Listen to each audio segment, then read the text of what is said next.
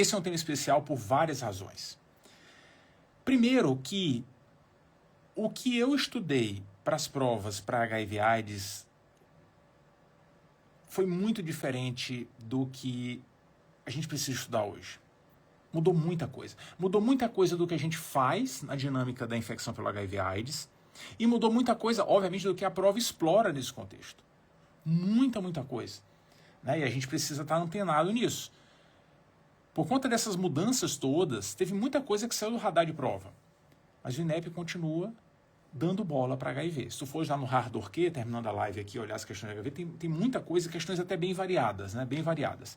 Lá atrás, e veja, essa nossa conversa aqui é uma conversa que, obviamente, a gente precisa privilegiar os conceitos cardinais para a prova. Claro que nem sempre é só o que cai na prova, porque para entender todo o enredo, né, a gente precisa extrapolar um pouquinho. Mas tem muita coisa que é irrelevante para a dinâmica de provas na infecção pelo HIV. Por exemplo, de lembrar quais são os cenários que aumentam o risco da infecção pelo HIV. Blá, todo mundo sabe disso. De lembrar que o grande problema do HIV são as doenças oportunistas que podem surgir adiante. Blá, todo mundo sabe disso. De lembrar que o grande problema do HIV é que o vírus é um vírus linfotrópico, que destrói a imunidade celular do indivíduo, que tem um foco muito grande em linfócito CD4, acontece CD4 vai lá para baixo, e quando começa a cair abaixo de 350, o indivíduo começa a ter risco importante de doenças oportunistas, blá, principalmente menor que 200, blá. Isso todo mundo sabe. Isso não é mais foco de prova, sabe? Não é. Não é essa pegada tradicional. Não é. Por sinal, né? A evolução da infecção para doenças oportunistas, ela não é muito rápida, mas ela é variável. A maioria dos indivíduos evolui para imunodepressão grave se não tratarem o HIV num período de 6, 7, 8 anos, né? A maioria sim. Mas existem indivíduos que podem demorar mais de 10 anos para ter imunodepressão mesmo sem tratar. E existem outros que podem evoluir muito rapidamente. 1, 2 anos. Isso pode acontecer. Tem variações de fenótipo no HIV. Assim como existe um subgrupo muito pequeno de pacientes, sim, menos de 0,5%, que podem ser capazes de controlar a proliferação do vírus. São chamados controladores. Ou que a gente nunca consegue detectar vírus, sorologia está lá positiva, a gente não consegue detectar, ou então que até detecta, mas o cara não tem redução de CD4, sabe? Consegue controlar, mas isso é a minoria, Praticamente todos acabam evoluindo se não tratados para imunodepressão, né? Praticamente todos. E por muito tempo a gente padeceu muito, né, no contexto do HIV, porque a gente só dava diagnóstico de indivíduos com imunodepressão mesmo, né? Doença avançada. E mesmo dando, a gente não tinha tratamento. E foi tudo muito recente, assim, para a gente passar a ter tratamento muito efetivo, tratamento antirretroviral de alta potência, né, a TARV. E da gente começar a ter políticas públicas para correr atrás do diagnóstico, né? Felizmente, hoje, em muitos dos cenários, a gente dá diagnóstico em indivíduo fora da fase de imunodepressão. Felizmente, é isso que acontece. E a dinâmica diagnóstica, né, diga-se, que é basicamente centralizada nas sorologias, antigamente era pergunta muito frequente de prova, muito frequente. De que teste que combinava com qual, isso, aquilo, outro. Mas já tem muito tempo que isso saiu do radar dos examinadores, porque o Ministério da Saúde padronizou tudo. Então, a gente pede para o laboratório faz tudo lá dentro, checa, confirma, e faz o teste 1, depois faz o teste 2, faz tudo por lá. Tudo por lá. O que às vezes está mais na nossa mão, né? Ou a gente vê a coisa acontecendo, é o teste rápido, e tudo é muito simples, né? A prova nem pergunta mais isso, porque o teste rápido, fiz um, fiz outro, tá confirmado, acabou-se, né? Tem 2 testes rápidos, ponto final, acabou. Então, essas dinâmicas de diagnóstico nem fazem mais parte do contexto de prova. Não fazem. O ponto é a gente lembrar sempre que a gente precisa definir o diagnóstico, as políticas públicas correm atrás disso para a gente identificar em larga escala indivíduos infectados pelo HIV, porque hoje a gente tem um tratamento que é seguro e que, se a gente iniciar precocemente na evolução da doença, a gente consegue impactos muito positivos na evolução clínica. O mantra no HIV é diagnosticou, tratou, ponto final. Lá atrás, a gente só tratava com uma depressão grave, menor que 200 CD4, depois menor que 350, só em algumas situações, depois menor que 500 em algumas situações, depois menor que 500 para todo mundo, depois qualquer CD4 para algumas pessoas, depois para todo mundo o tratamento está indicado. Esse é o mantra do HIV. Mantra. E veja, nada disso é esperado que a prova pergunte. Nada disso é esperado que pergunte. Mas são pontos importantes de serem lembrados, assim como o tratamento de escolha lá atrás. Pega aí prova de 2005, por aí, pega, 2006, 2008, vai pegar aí para ver. Veja, a gente estava começando a conhecer as classes farmacológicas e foram surgindo, né, medicamentos novos, inibidor de fusão, isso, aquilo, outro. Cara, hoje a gente tem uma infinidade de coisas na farmácia do HIV, né? Mas lá atrás tinha umas regrinhas para definir o que podia juntar com o que, tá vendo? Ei, eu fiz prova nessa época, viu? Eu fiz prova nessa época. Ó, me ferrei com essa... Tá vendo tanto de coisa? Ficar reclamando que, mudou diretriz de hipertensão, tal. Tu não sabes o que era ter que combinar antirretroviral. O que podia, o que não podia. Efeitos adversos. Criar as regras mnemônicas mais absurdas possíveis. Tipo, índio tem cálculo renal. Por quê? Porque Indinavir dava nefrolitíase. Sabe, essas... Não é mais esse o ponto. Não é mais esse ponto. E por que eu estou falando isso para ti aqui? Porque isso é importante, cara. Isso é importante para a gente ter foco na hora do estudo. Aí tu vai dizer, Fabi, se cair uma questão de tratamento de efeito adverso, de coisa, se cair, e aí? Eu vou cobrar o quê aí? Vou tirar a satisfação contigo? Cara, se cair, a probabilidade de tu memorizares hoje e acertar, de eu memorizar, fizer a prova e acertar, é muito pequena. Porque tanta coisa, é muito pequena. O foco das provas não é mais esse. Não é mais esse. Porque o tratamento está uniformizado agora. Tenofovir, lamivudina, dolutegravir. Esse é o tratamento padrão. Tratamento padrão. E a prova não fica perguntando, se acontecer isso, se acontecer aquilo. Não. Prova de acesso direto, a prova de revelação não tem esse objetivo, né? Tenofovir, lamivudina, dolutegravir. Esse é o tratamento padrão. Nada disso é esperado que a prova pergunte. Nada disso. Mas a gente precisa lembrar desse eixão para poder encaixar um elemento que pode aparecer, sim. Cuidado, porque a história natural da infecção pelo HIV é da infecção, o indivíduo desenvolveu doença oportunista lá na frente por redução de CD4. Ok, beleza, fechado. No entanto, as manifestações da doença podem começar antes disso. Podem. Da data que o indivíduo se infectou até cerca de 4, 5 semanas, vai. Na média, 4 semanas. Entre 2 e 4 semanas, vai. A pessoa pode ter, na verdade a pessoa tem, um boom de vírus pelo corpo. Depois que o vírus ultrapassa as defesas locais, ultrapassa o sistema linfático regional, a gente tem um boom de vírus pelo corpo. Tem uma fase de viremia. Geralmente acontece nesse período, né? 2, 4, 5 semanas após a infecção. Nesse momento, 50%, 60% dos indivíduos podem apresentar uma virose. Podem. A chamada síndrome retroviral aguda. Um quadro clínico inespecífico, mas que pode envolver febre, odinofagia, rache, linfadenopatia, síndrome monolike, hein? Monolike bonitinho aqui. Pode ser citomegalovírus, Epstein-Barr, pode ser até toxoplasma, né? Enfim, mas pode ser HIV. Aí, como é que eu vou saber? Conversa com a pessoa. Pergunta se teve exposição de risco recente. Conversa com a pessoa, não pode conversar? Conversa. Isso é um diagnóstico diferencial importante de síndromes febris agudas. Importante. Pode ter até outras coisas, né? Pode ter artralgia, pode ter mialgia, pode ter um monte de coisa, pode ter algumas lesões cutâneas esquisitas, né, e tal, pode ter um monte de coisa. Por sinal, esse é um quadro que às vezes ele pode ficar até prolongado, sabe? Odinofagia prolongada, com linfadenopatia prolongada, isso até pode acontecer. Mas esse é um quadro interessante e que não denota especificamente imunodepressão, é o boom de vírus pelo corpo. É isso que acontece na síndrome retroviral aguda. Boom de vírus. Por sinal, para dar o diagnóstico nessa fase, a gente busca o vírus, né?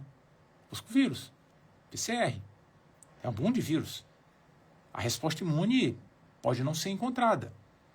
Embora os testes que a gente tem hoje à nossa disposição, as sorologias de hoje de 4ª geração, já sejam capazes de identificar a resposta sorológica, a resposta imune contra o vírus do HIV, depois de 2, 3 semanas da infecção.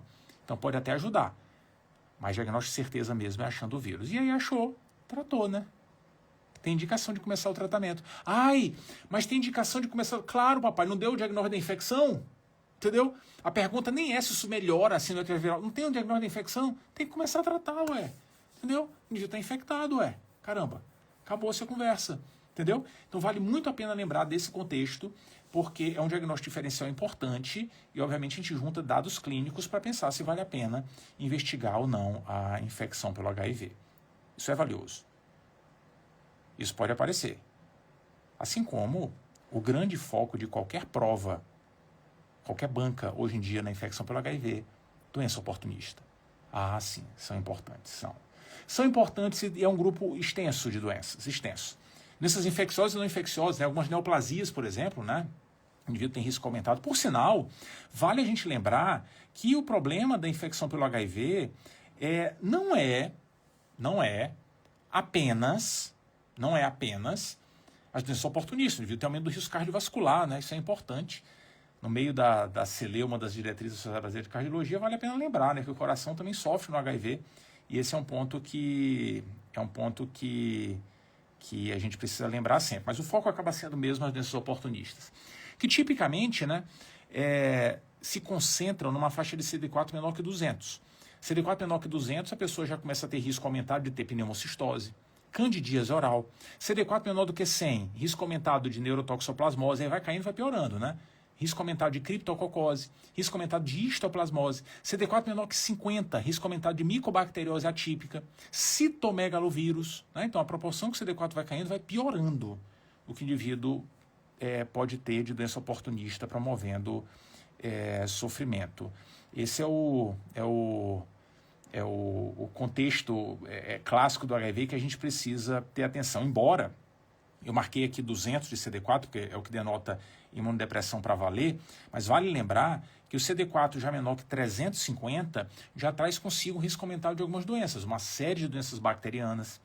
Tuberculose aumenta o risco. Tuberculose pulmonar não é uma doença oportunista, por definição. Extrapulmonar, sim, entra nesse contexto. Mas a pulmonar não, mas aumenta o risco para caramba com o CD4 menor que 350. Aumenta o risco de varicelas ósseas, reativação, que CD4 menor que 350, entendeu? Então, as coisas já começam a aparecer nessa fase, e é uma fase que a imunodepressão pode trazer manifestações clínicas também, né?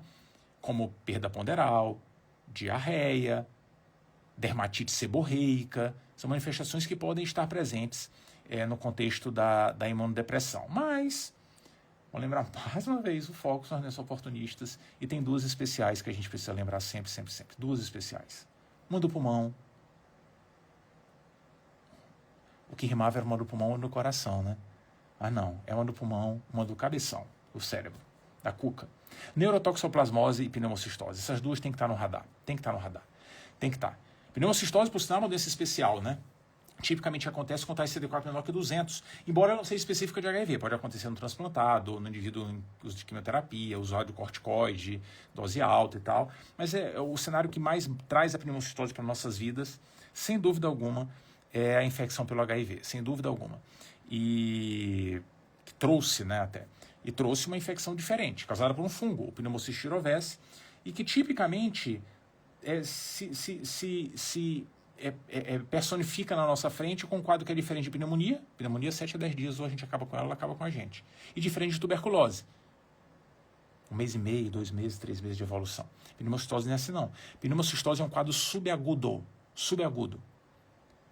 15, 20, 30 dias de evolução. Esse é o quadro clássico da pneumocistose. E geralmente com um quadro que traz consigo febrícula, tosse habitualmente seca e graus variados de dispneia, que vai piorando, piorando, piorando. Esse é o cenário. O cenário de um indivíduo que é infectado pelo HIV, muitas vezes, CD4 baixo. Às vezes ele sabe disso, mas muitas vezes ele não sabe. E por isso a suspeita diagnóstica tem que estar lá em cima. A gente tem que ficar de olho em outros estigmas de imunodepressão. Estou perdendo peso, venho tendo diarreia, tô com dor para engolir, tá cheio de coisinha branca na boca. Ou a gente questionar sobre situações de risco para infecção pelo HIV. Isso é muito importante, vulnerabilidade, isso é muito importante para a suspeita diagnóstica. Até porque o exame físico da pneumocistose não tem um dado específico, não. Às vezes pode não encontrar nada, às vezes pode ter algumas crepitações, pode ter hipoxemia, a doença, né, mais exuberante pode ter hipoxemia, mas não tem nada específico no exame físico da pneumocistose. Não tem. Tem não. Isso porque o acometimento da doença no pulmão é um acometimento, sabe, que ele afeta uma área do pulmão que nem sempre traz alterações robustas no exame físico, o intestício pulmonar. Esse é um ponto. É uma doença que tipicamente aparece no exame de imagem com infiltrado intersticial bilateral. Às vezes a gente vê a radiografia, às vezes a gente não vê a radiografia. Muitos e muitos pacientes com pneumocistose têm a chamada dissociação clínico-radiológica. A pessoa está muito sintomática e a radiografia frustra. Não porque a doença é de boa, é porque a radiografia não tem a capacidade de identificar. Entendeu? A radiografia não tem. A tomografia sempre mostra pneumocistose. Não existe pneumocistose com tomografia normal. Sempre mostra, sempre vai mostrar os infiltrados. Às vezes tem alguns pequenos cistos que podem até romper e gerar pneumotórax, que é uma complicação possível da doença e tal. Mas se estiver pensando mesmo e a radiografia for normal, tomografia de tórax. Isso é importante.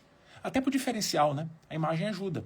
Porque é diferente da pneumonia. A pneumonia tem consolidação alveolar. Pneumocistose não. Está intersticial. Pneumonia pode ter derrame pleural. Pneumocistose nunca nem viu. Ei, pneumocistose é só pulmão, papai. É só pulmão. Não afeta nada fora do pulmão. Pleura está fora do pulmão. Ah, pode dar pneumotórax. Falou aí que eu ouvi. Sim, é uma complicação. Um cisto. Pif, estourou o ave para fora. Entendeu? Mas derrame pleural, pneumocistose nunca nem viu. Nunca nem viu. Esqueça. Se tiver, pense em outra coisa. Entendeu? Cavidade. Pô, eu falei cisto. Cavidade, tuberculose, outras doenças. Entendeu? Então, o exame de imagem ajuda pra caramba. E, geralmente, é ele com a clínica que faz a gente definir o diagnóstico. Até dá para achar o bicho lavado, biópsia, até dá para achar o bicho, mas geralmente não precisa. Não precisa. A gente define o diagnóstico desse jeito. E se por acaso tu estiveres inseguro com isso, na vida e na prova, tem uma ferramenta mágica. Na prova tem uma ferramenta mágica. Tem. Tem uma ferramenta que o examinador adora explorar. Desidrogenase lática. DHL. DHL é um marcador inflamatório, é um marcador de atividade metabólica também, tudo bem, mas que classicamente está aumentado na pneumocistose. E num monte de outras doenças também. Não é específico pneumocistose, mas é um marcador clássico. Se vier normal, não afasta. Se vier alterado, não confirma. Mas é clássico. O examinador adora soltar um DHL no meio da questão. Se isso aparecer, papai, pense em pneumocistose. Mas pense mesmo. E aí, pensou, tratou. Como é que a gente trata? Sulfametoxazotrometoprina por 21 dias. Lembrando que, se o indivíduo tiver hipoxemia, tiver alteração de troca gasosa, a gente tem que tomar um cuidado. Porque na hora que a gente começar a tratar a pneumocistose, a pessoa fica valentona. Melhora a resposta imune e isso piora a resposta inflamatória do pulmão. Isso é legal, ok, mas pode piorar a troca gasosa, a pessoa precisar ser entubada, então a gente não quer isso. Então, se houver hipoxemia, a gente dá, junto com a sulfa, corticoide. Se tiver hipoxemia. Essa é a pneumocistose.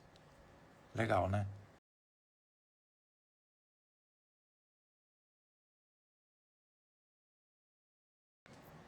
$200 é o marco. A neurotoxoplasmose? 100. É uma depressão ainda mais grave. Ainda mais grave. Mas o grande marco da doença não é esse, não. O grande marco, e que torna a doença inesquecível, e para mim, pelo menos, vai ser inesquecível, e tu também nunca mais vai esquecer disso, porque a pessoa que estava enchendo o saco na live de negócio de kit começou a mandar mensagem sem parar aqui. Eu estou recebendo todas as notificações. Eu vou parar essa live aqui. Não é possível, gente. Como é que... Gente do céu. E na hora que eu estou falando de neurotóxico, ainda por cima, você pode ser uma... Não é possível. Não, Jesus do céu, assim, sabe, exorciza, gente, perturbar, gente sabe, casa do capeta, Deus me livre, né? Gente, já falou mais 5 mensagens aqui de vez, tem até foto no meio do negócio, Jesus do céu. Manda um kit pra essa pessoa aqui, por favor, tô falando com... Nossa. Mas, enfim... É bom que fica marcada a neurotoxoplasmose. O grande marco da neurotoxoplasmose é que ela é a grande causa de lesão com efeito de massa no sistema nervoso central de vírus infectados pelo HIV. Pronto, falei. É isso. Viu lesão com efeito de massa na cuca de uma pessoa infectada pelo HIV, primeira, segunda, terceira hipótese, neurotoxoplasmose. E, obviamente, se tem lesão com efeito de massa, a repercussão clínica pode ser muito variada, né? Pode ter cefaleia? Pode, óbvio. Pode ter sinal focal? Pode. Pode ter crise convulsiva? Pode. Pode ter alteração de consciência? Pode. Pode ter febre? Pode. A infecção? Pode. Tudo isso pode acontecer. Tudo isso pode acontecer. Se o indivíduo foi infectado pelo HIV, tiver essas manifestações, tem que pensar nessa possibilidade, tem que investigar. Se tiver lesão com efeito de massa, neurotoxoplasmose é uma hipótese real. Real. Tomografia com contraste amostra lesão com efeito de massa. Se a gente der contraste, a gente vê o aspecto clássico da lesão. São lesões geralmente ovaladas, que têm um realce anelar pelo contraste. Esse é o padrão. Muitas vezes próximas ao gângulo da base, podem ser únicas, podem ser múltiplas e tal. Viu isso daí, neurotóxico. Acabou. Ai, não precisa fazer sorologia. Não. Líquor? Não. Viu isso aí? Tratou. Como é que a gente trata? Sulfadiazina e pirimetamina com ácido folínico, né? Porque depleta ácido fólico, enfim, por 6 semanas. Esse é o tratamento padrão. Pode até dar sulfametoxazol trimetoprim, como a gente dá para a pneumocistose, né? Pode dar, não tem problema. Mas o tratamento padrão clássico é sulfadiazina, pirimetamina e o ácido folínico para não o indivíduo desenvolver anemia megaloblástica, né? Esse é o ponto. É assim. Lesão com efeito de massa, deve ser neurotóxico, começa a tratar. Agora a gente não vai morrer com essa convicção à toa, né?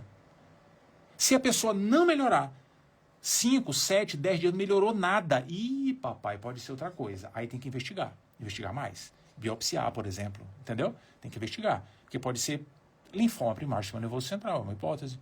Pode ser um tuberculoma, pode ser, entendeu? Isso é importante. E aí, por exemplo, colher o líquor vai ser valioso, né? Biopsiar a lesão também, óbvio, né?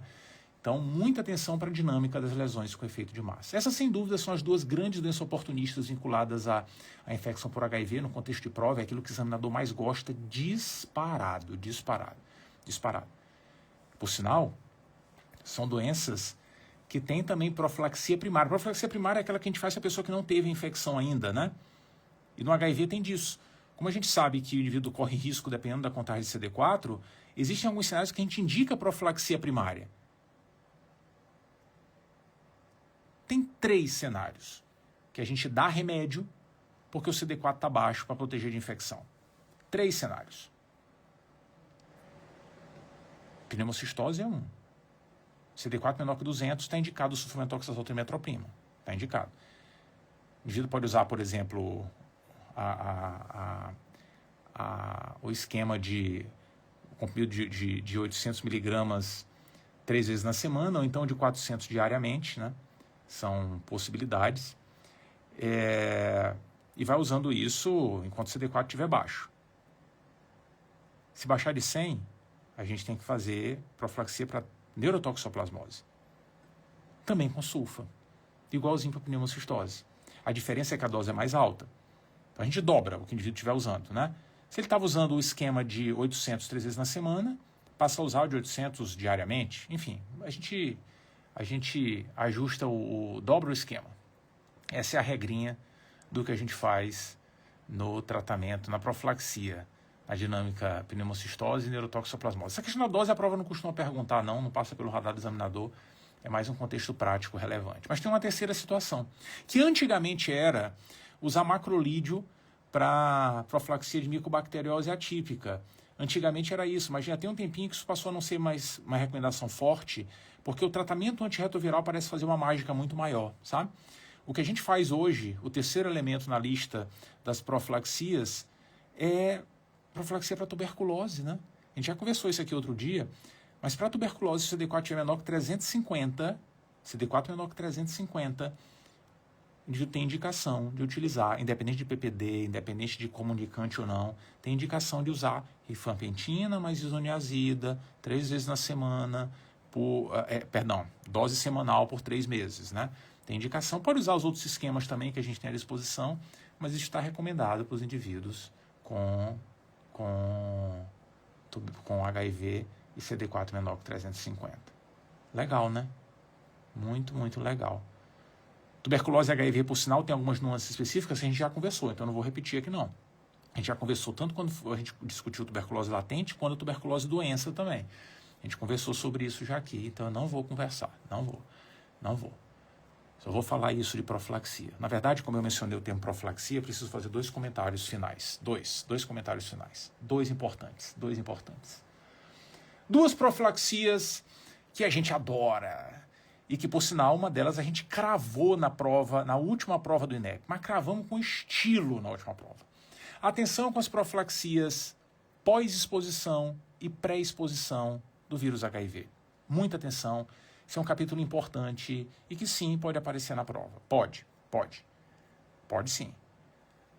A profilaxia pós-exposição é um cenário que o indivíduo se encontrou com o vírus HIV, esteve exposto ao vírus HIV e a gente pensa em fazer algo para evitar que a infecção de fato se consome. se consuma. Isso é profilaxia pós-exposição.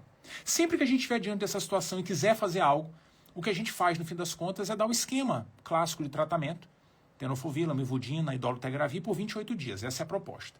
Só que a gente precisa entender como é que é esse encontro. Esse encontro não é assim, oi HIV, tudo bem, prazer e tal. Não é assim. Existem recomendações específicas.